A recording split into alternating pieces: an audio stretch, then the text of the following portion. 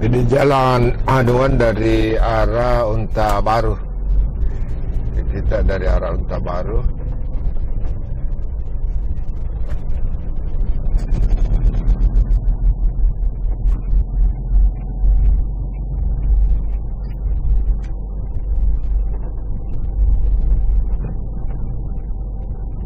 Ini adalah dari arah Unta Baru masuk ke Jalan Anuang.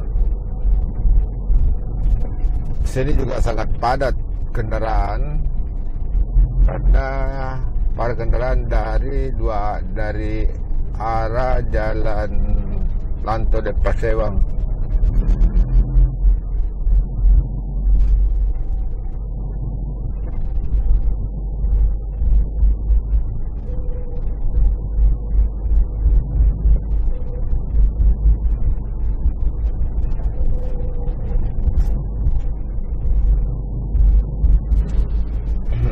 Ini masih Jalan Anuan.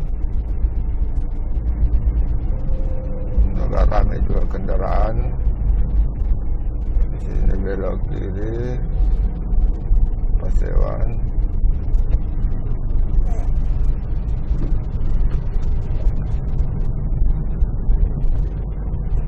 Kita terus saja saya ke Jalan Anuan.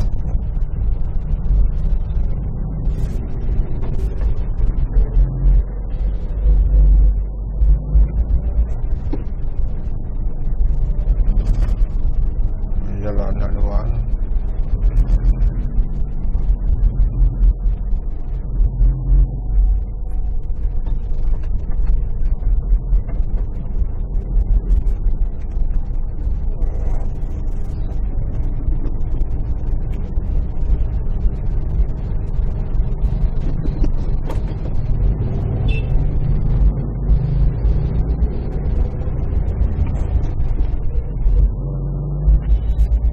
Ini tembus Jalan Mongin Sedih.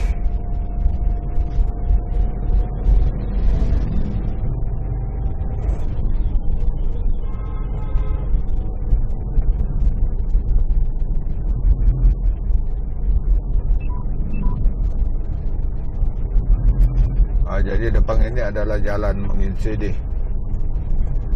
Ini batas daripada Jalan Anuan. Ini kita belok kiri untuk masuk Jalan Mongin Sedih.